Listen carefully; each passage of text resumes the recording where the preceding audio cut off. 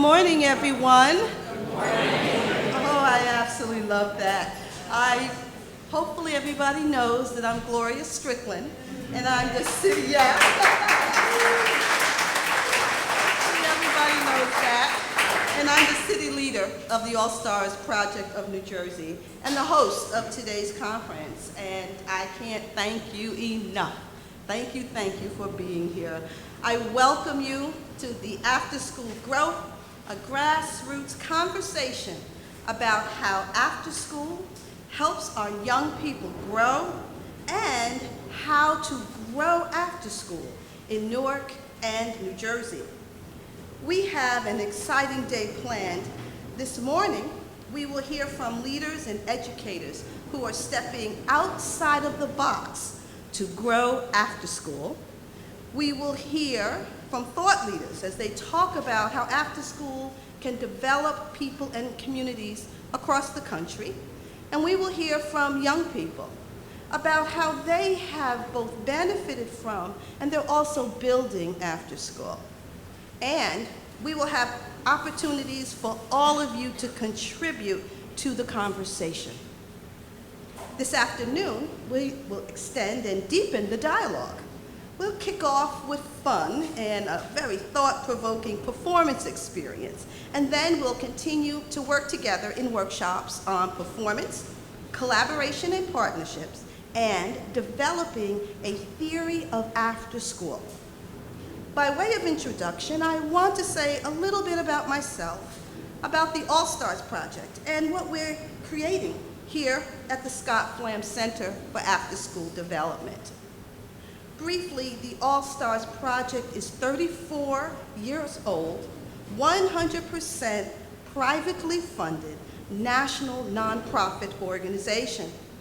Our mission is to transform the lives of youth and poor communities using the developmental power of performance in partnership with caring adults. In All-Stars programs, which take place outside of school, people learn new performances on stage and off. They try new things, they become more worldly through that process, and then they begin to create new possibilities for themselves and their communities. We have a wide range of programs, including neighborhood hip-hop talent shows, training in theater, and a program where we partner with the business community to help young people create a professional performance. We are also ardent champions of expansion and further development of the after-school arena because we believe that it has important potential as a new way for engaging poverty. I brought the All-Stars to Newark in 1999, helping poor people and young people develop. Well, that's been my passion for more than 40 years. Dr. Fred Newman, who was one of my mentors and a co-founder of the All-Stars Project, he often talked about development as being able to see possibilities and then take the risk to act on them. That has always resonated with my own experience growing up poor. There was very little going on in my neighborhood, and I had little access to anything outside of the block where I lived. By the time I got to high school, there were very limited and little expectations for what my life was going to be.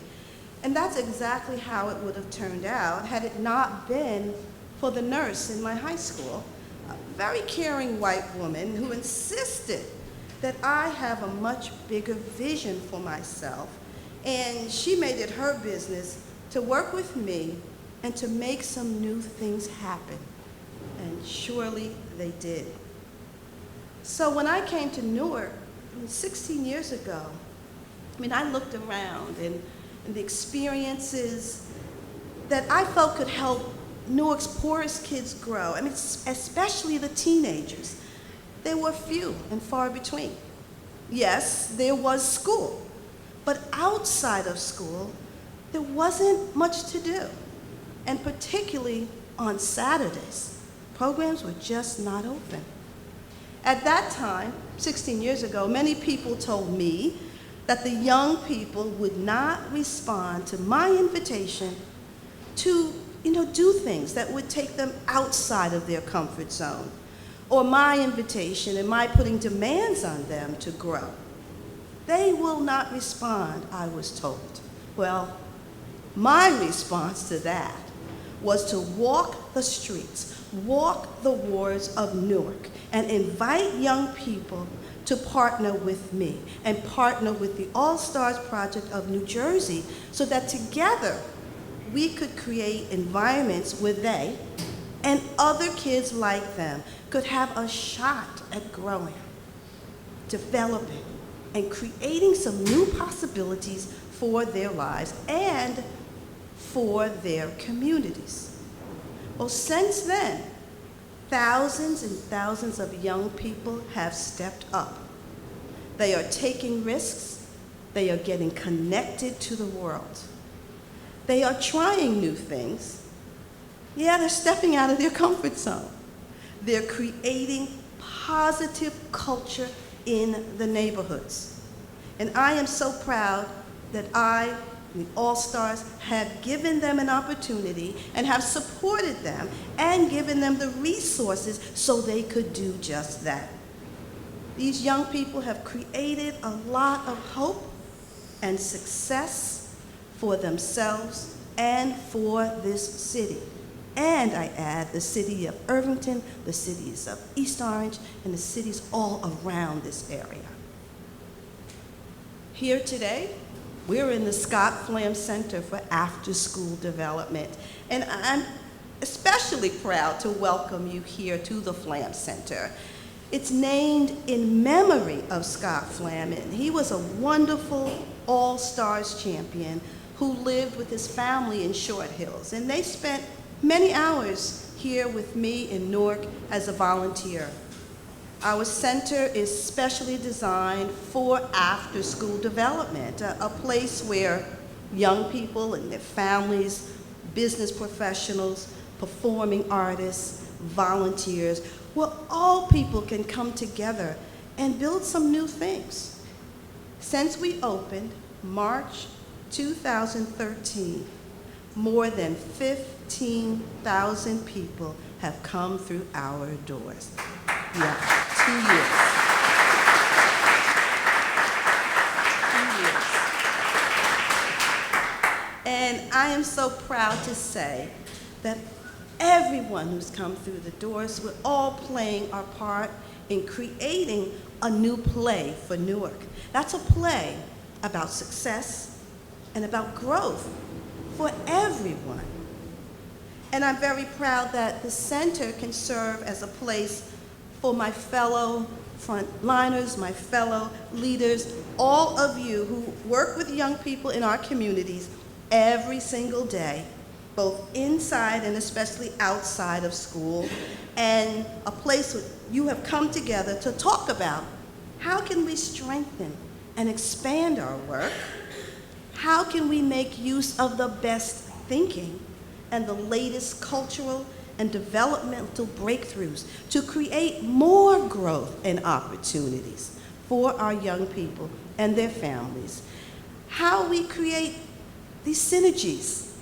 There's so much here. How are we going to keep creating that together between us and among us? How do we relate to the public sector? And also, how do we lead education and cultural institutions? Lead them in creating new ways forward for all of New Jersey. I'm so proud to have organized this gathering in partnership with a great convening committee. I'm going to tell you who they are. They're wonderful. Desiree Barber of Barnabas Health, Lorena Estrella of Sadie Nash Leadership Project, David Jefferson Jr. of the Mayor's My Brother's Keepers program, Keith Green of United Way, Dr. Carrie Loveman of Rutgers Graduate School of Education, Awena Martinez of Newark Community Solutions, Sade McDaniels of Rutgers SNAP Ed, Amy Orrell Bronco of Newark Yoga Movement, Jenny Pollock of Grassroots, Brian Rock of East Orange High School, Dax Devlin Ross of Afterschool All-Stars, Jane Sharp of Sharp Ideas LLC, and Larry Tamburi of the Newark School of the Arts. Give them a round of applause. Thank you.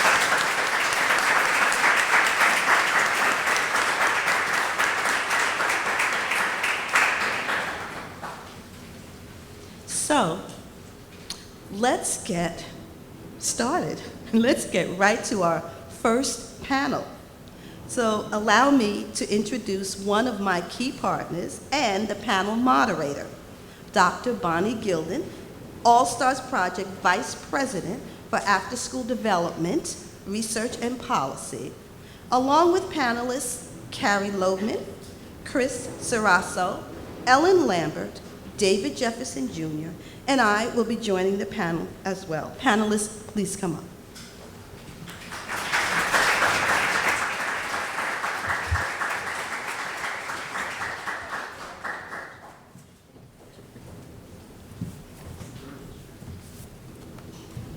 So let me reintroduce them, or more fully introduce them. Carrie Loebman is Associate Professor in the Department of Learning and Teaching at Rutgers University, Graduate School of Education. She is an educational researcher and trainer whose research explores the value that play, performing, and creativity have on learning and development, not just in children, but adults as well. Carrie speaks and leads workshops across the country and also around the world, and we're also pleased to have her as a member of the All-Stars Project's National Board of Directors. Chris Sarasso, down at the end, is an actor and writer. He is the chair of the Department of Theater and Dance at Drew University. For the last 30 years, he's been involved with the 52nd Street Project, creating plays with and for young people in New York City. And he co-coordinates and co-directs Drew University's Theater in the Community Partnership Program with the Marion Bolden Center here in Newark. Ellen Lambert is the president of the PSEG Foundation. She has more than 25 years experience in philanthropy and corporate citizenship. She previously served as the executive director of the Healthcare Foundation of New Jersey. And she is also an adjunct professor at New York University and serves on the UN Advisory Council for Every Woman, Every Child, and Women for Water. And David Jefferson Jr.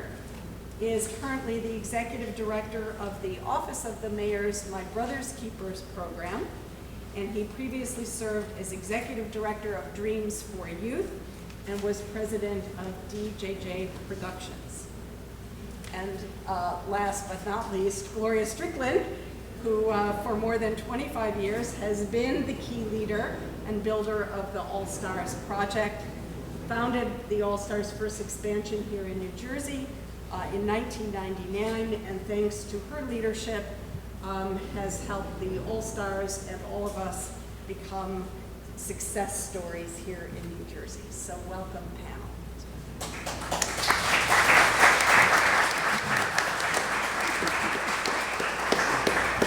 So here's my first question to the panel. When you look at your program, or you look at a range of programs outside of school, what capacity or capacities do you see young people developing that you would say are unique to the outside of school experience? What are the ways they're growing and or transforming that are coming out of that after-school experience, that after-school context, somewhat uniquely?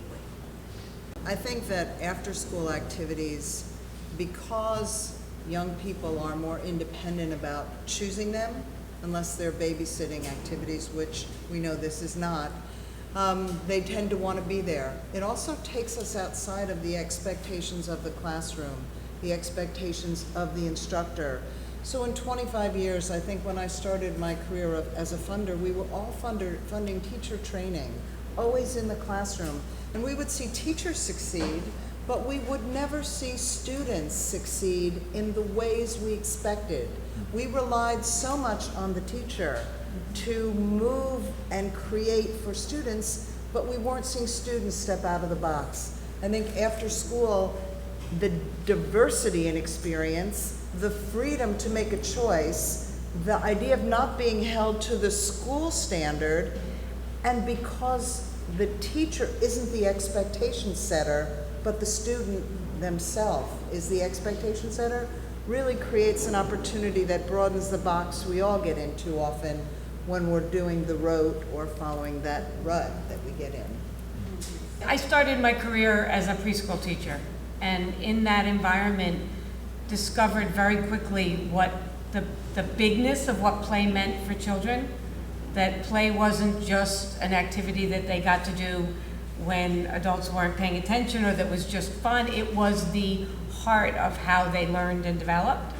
And it turns out in the last 20 years, we've discovered that that isn't just true for children, that it's in environments where we can play in very different ways than we did when we were 4, but in using the characteristics of play, which I think Ellen was talking about, that it's self-directed and self-organizing, that those characteristics are how it is we continue to develop throughout our lives. That if we're only in environments where we are doing what is already determined, right, what's already been set, and we know what the end result is going to be, we don't grow and we don't develop. And I read the New York Times to read articles about play, which used to mean you read it, once every year. In the last year, almost every week, the New York Times writes an article about either the value of play or the loss of play and what that's meant. And after school is the arena of play. School is not that arena. So I think what we get when we develop after school is places where children can keep doing the kind of self-organizing, which turns out to be much more rigorous than the kinds of things that we often end up doing in school. It's more challenging and more rigorous. And if we create environments for that, we end up with people who are continuing to develop. Yeah, I think one of the things, I want to be careful not to characterize in-school activities as a single thing, of course, because there's so many different types of schools and ways that standard schools work, but I tend to think of the standard model of in-school education as something that kind of homogenizes education. There's usually a set of, or a certain kind of knowledge that students need to learn in various classes. After-school programs, for the most part, I think are much more about individuation, about self-discovery, and about students finding out who they are in a very special and particular way. Which of course then seeds the rest of education and the rest of their lives in a different way. They find direction, they find their strengths and their personal attributes, and I think that's a very powerful experience for them. That's my first thoughts. Good morning, everybody. How you doing? We're in a great place and a great space, and so I'm excited to be up here with this group of individuals. I kind of want to bring it down to really the demographic and the young people we're serving, and really remind everybody that, when we were young, we looked forward to after school. And not only that, I mean, even now as adults, we look forward to after work. And we find that in those moments and in those spaces, some of the greatest development happens.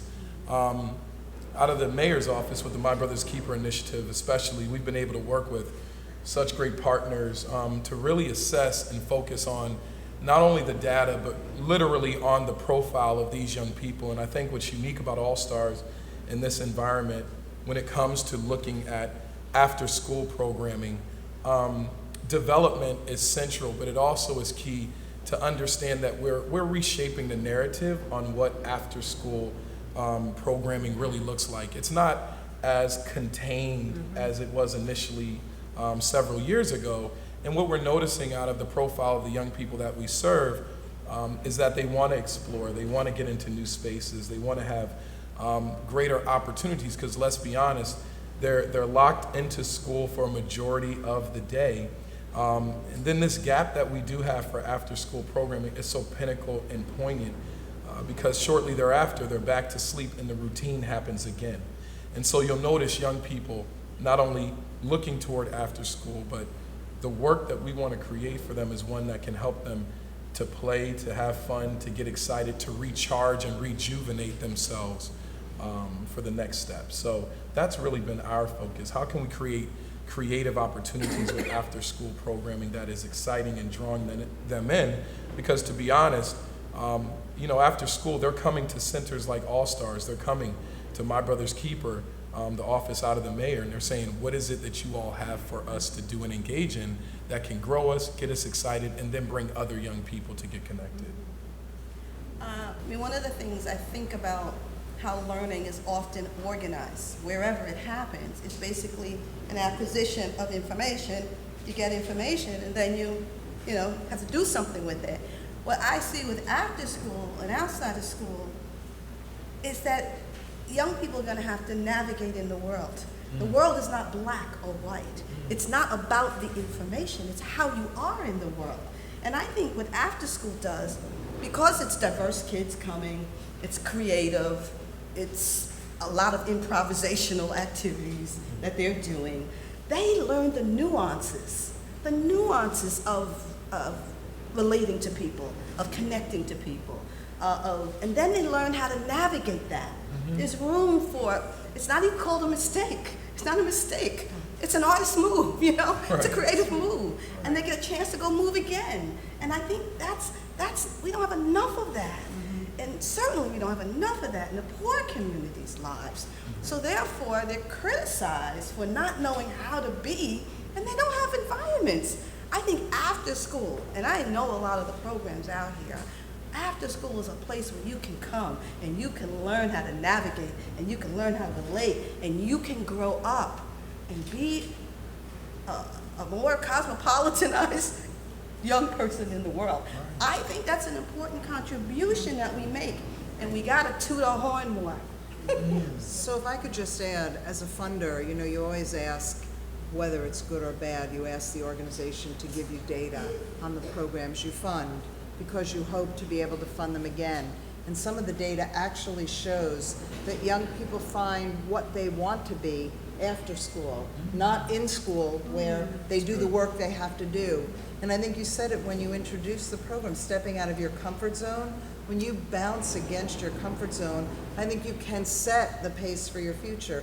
Even in STEM areas, so science, technology, engineering, and math, when young people do activities in STEM outside of school, they tend to relate to it even better and can see themselves as engineers or scientists rather than in school. So point from very well taken, especially in neighborhoods where the opportunity to see yourself as something different doesn't happen.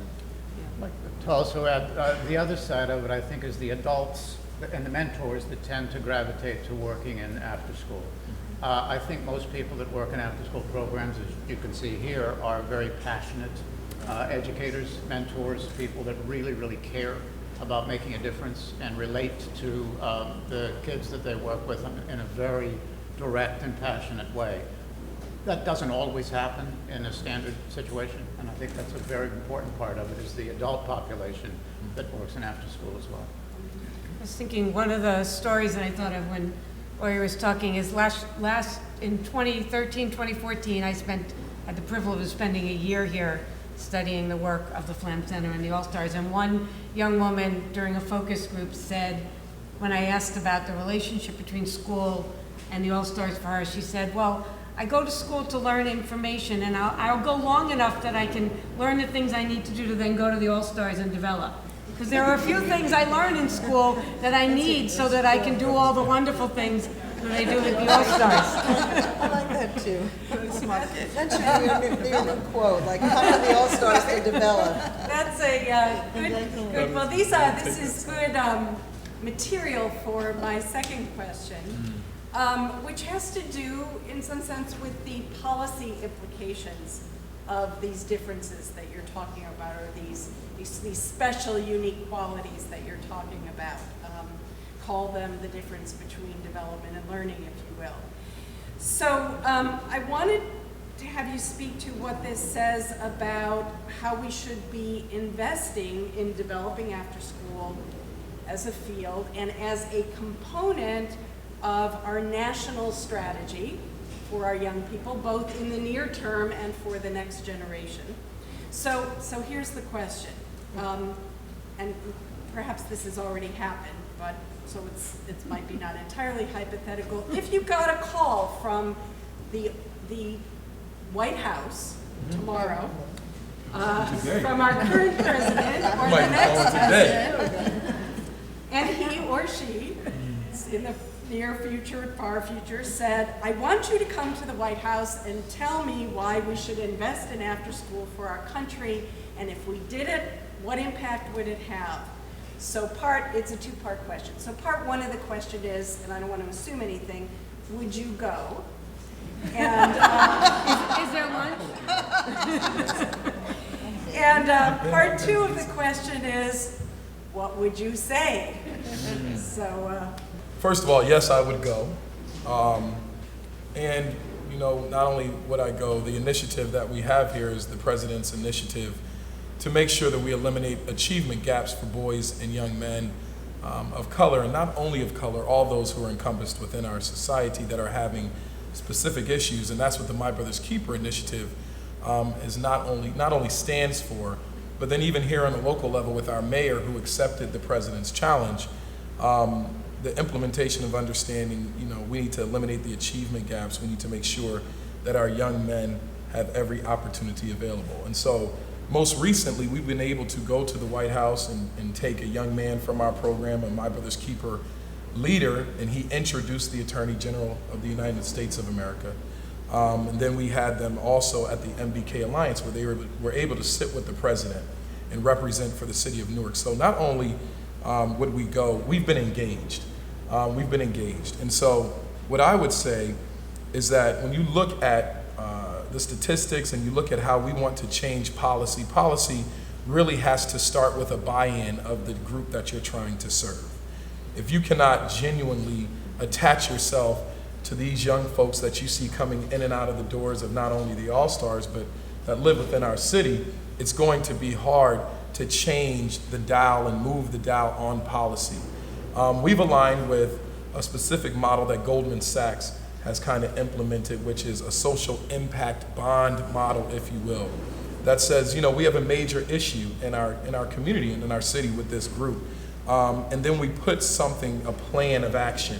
That's why you see the partnership with Gloria. That's why you see Rutgers here, and PSE&G has even helped. And I'm going to be leaning on Drew here in a second as well for our young men, because the sooner we're able to partner is the sooner we're able to change. And there's an investment in these young men and in the young people that we serve that shows that if we get them engaged in creative and positive programming, the crime rate in our community immensely goes down.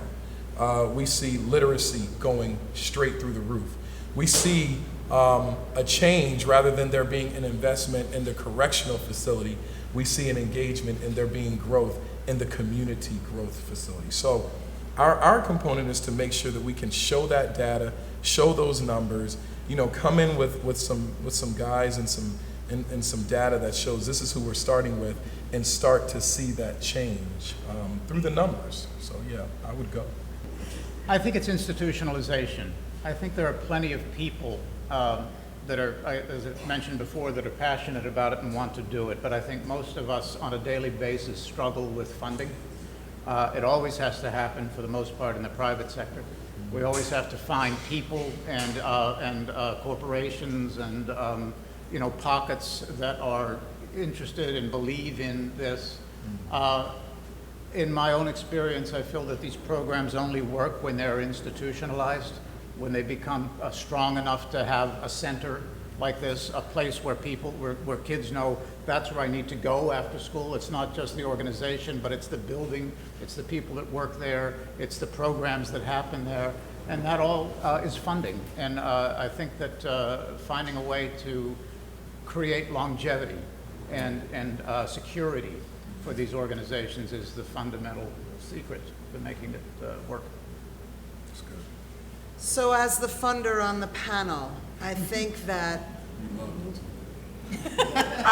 sometimes, We yes, do love, I know. sometimes not all funders do the right thing all the time from the community perspective.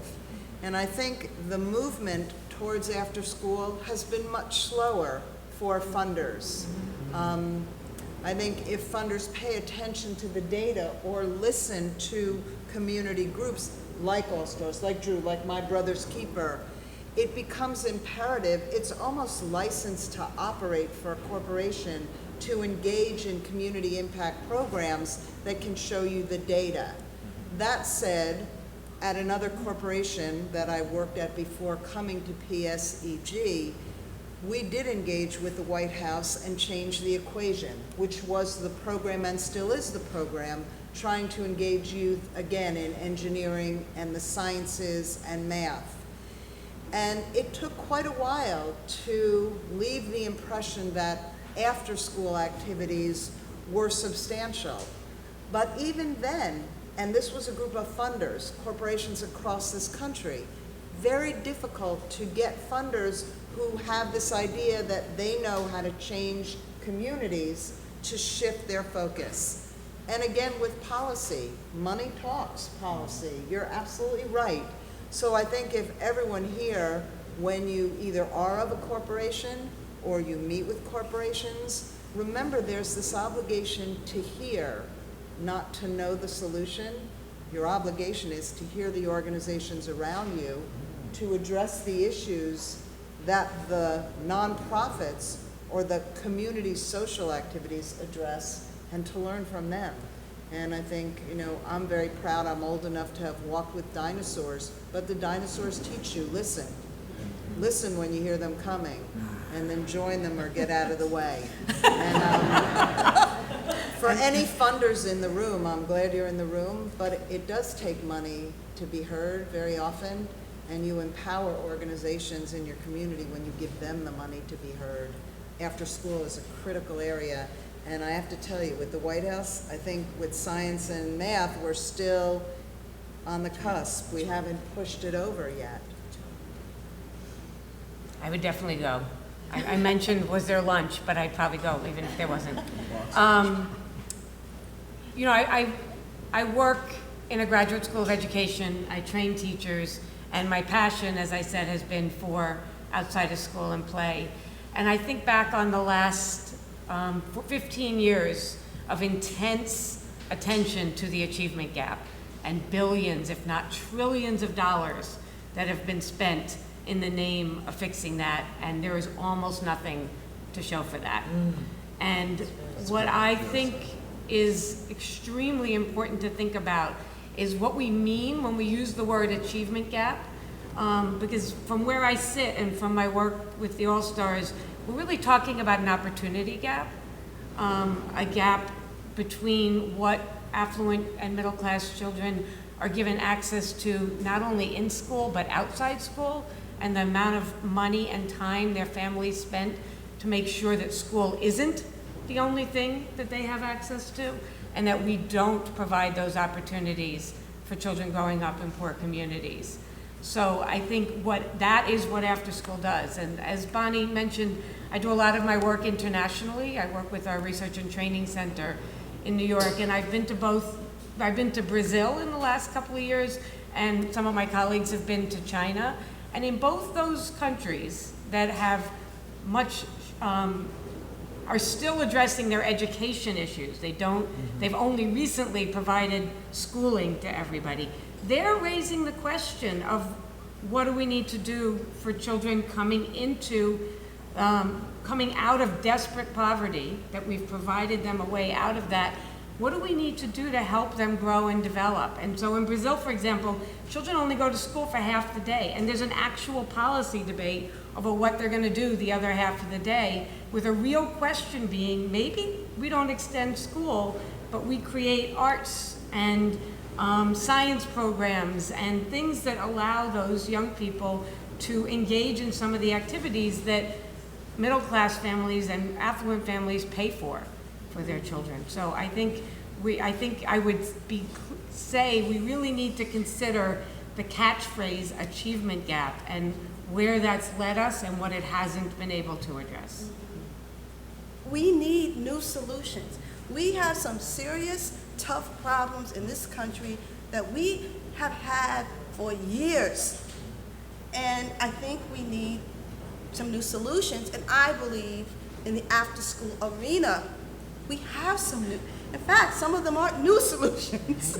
Because if you hear what we're saying, they are solutions that are working today.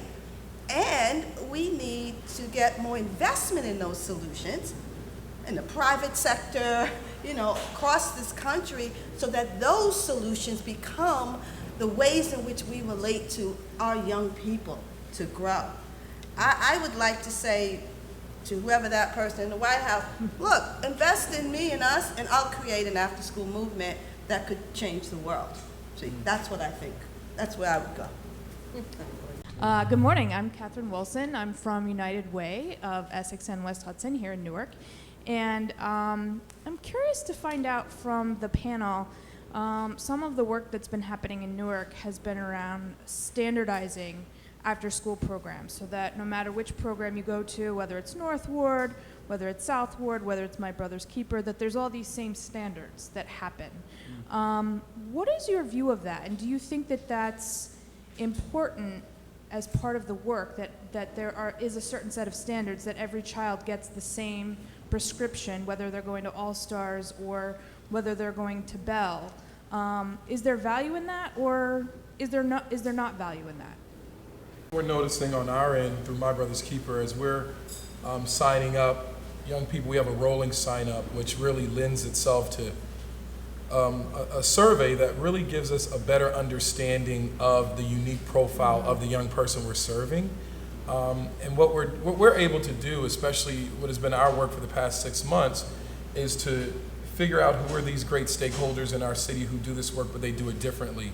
One young man, John, may have different needs than Brian over here, who has his parents in the household, or another young man is coming from a single parent household, and not even that, the specific issues that they may have faced throughout their life. And so what we're noticing is we can't just take this information in and push everybody in one place, because we're doing a disservice to those whom we serve.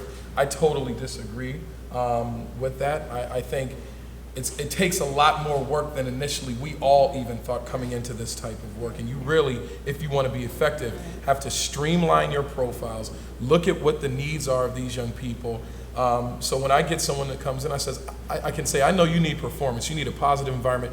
Go down to Gloria, go down to the All-Stars, they're going to develop you. Whereas I have someone who's very outspoken and outgoing, they're great in performance, I might push them over to another program. I might send them somewhere else within the city with our collaborative learning partnerships, and say, you need to strengthen your study skills a little bit better. You need to strengthen your infrastructure as a student.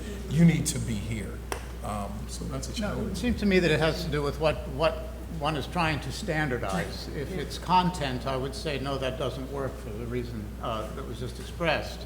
But if it's that any after-school program needs to have an outlet for productivity, or to give the child an experience of having achieved something specific, rather than just come to this building and hang out for a little while, I suppose that's a kind of quality control that I suppose is and should be effective, especially when you're trying to parse resources in some way. But I think that Mr. Jefferson just said that content, I mean, what one individual child needs is a very, very specific thing that needs to be targeted in a very particular way, and I don't think should be standardized in that regard. I think standardization is often one of those tools that's used to address a situation with little exploration about what that situation really is, really needs. And I think what David was saying is that there's a lot more work that needs to happen, a lot more connection, a lot more, and for a host of reasons, that alive engagement doesn't happen. So I think then it fails. And you know, I mean, I don't know. I just think we see it over and over again. This is one of those 30, 40-year histories where we see it over and over again, and it fails over and over again. So as a funder, and if any funder tells you differently, they're not telling you the truth. When you do a program, if you want to standardize your program, even the best program, only 40% of the people will benefit. 40. And when you do a different program, maybe another 25% of individuals, keyword, will benefit. And then you have to pick something different, and maybe another 15% will benefit. So that standardization actually changes the ability for people to succeed. Wow. Because every funder says, my program's the best, what we fund is the best, we really want to solve this issue. And believe me, we do. We do want to solve the issues. We care. But the truth of the matter is, standardization creates an inability to solve an issue. Because how many of you, when you have a cold, drink chicken soup? How many of you drink tea with brandy or honey? Okay, how many do a different program? Maybe another 25% of individuals, keyword, will benefit. And then you have to pick something different, and maybe another 15% will benefit. So that standardization actually changes the ability for people to succeed. Wow. Because every funder says, my program's the best, what we fund is the best, we really want to solve this issue. And believe me, we do. We do want to solve the issues. We care. But the truth of the matter is, standardization creates an inability to solve an issue. Because how many of you, when you have a cold, drink chicken soup? How many of you drink tea with brandy or honey? Okay, how many?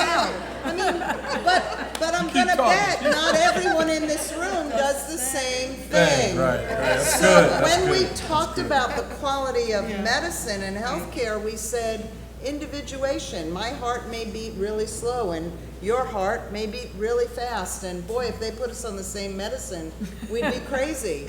And I think when you're talking about young people and poor communities especially, if we don't allow for the individuation, what do we allow for? So, sorry, it's a passionate issue for me. That's great. My name is Nigel Walker. I actually worked in Bridgeport, Connecticut in after-school programming. Just moved here to New Jersey and saw the opportunity to be here at this in this conversation piece. My question is there a challenge of having the quality of your program reflect in the quantitative data? So yeah, is that a challenge? Yes, it Okay, so what do I have, one response to that? I'll jump on that. It has been a challenge coming out of the office of the mayor with the My Brother's Keeper initiative. There's so much that we do that's hard to put in data because of the categories that are created for data to show success to individuals who want to underwrite what you're doing. I was excited today when I walked in and I saw that I think Time Warner is going to be one of your key partners. I think for your communication component, because it is a challenge. And when you're looking at black and white and numbers, right? So I'm a young man. I'm a professional screen actor. I've been in a few feature films. Remember the Titans, Made in Manhattan, Unfaithful. I went to NYU Film School. I graduated from Morehouse College. What I would say is, as a performer, as an actor, I love the visual. People love to go to the movies, right? We love to sit down, get some popcorn, and see everything. The data, folks get tired when they're reading statistics and numbers and pie charts and graphs. So we have to do a better job, and I think we're in a very pivotal moment where technology is here. We have a lot of things at our disposal that we can do a better job creatively of showing how the numbers are adding up with the message, and you can fit all of that in. It is an extreme challenge, and that's why we need the help of all of these minds in the room today, right? Each of you who are here today are here because in your own right, you're an expert in what you do. You know a group that needs your support, that maybe we can't put you on the payroll, or we can't give you, the upfront press that may be needed with a press release or press conference, but there's something that you do that brought you here today because you care about what the topic is that we're working on. And it's groups like My Brother's Keeper, it's groups like All Stars, it's groups like the United Way, it's groups like Big Brothers and Big Sisters. It's all of these groups that we need you. We need your brilliance. We need your expertise. We need your help in order to share that, because it is a challenge, but it's a challenge we can overcome together. And far too often, we're putting too much on one particular individual instead of saying, how do we get in here as a collective think tank and make that look correctly? So that's my Thank you very much. I apologize, I'm a Baptist preacher too, so I can go long. This is, I think, a great way to start our conversation for the day. So why don't we give our panelists a big round of applause.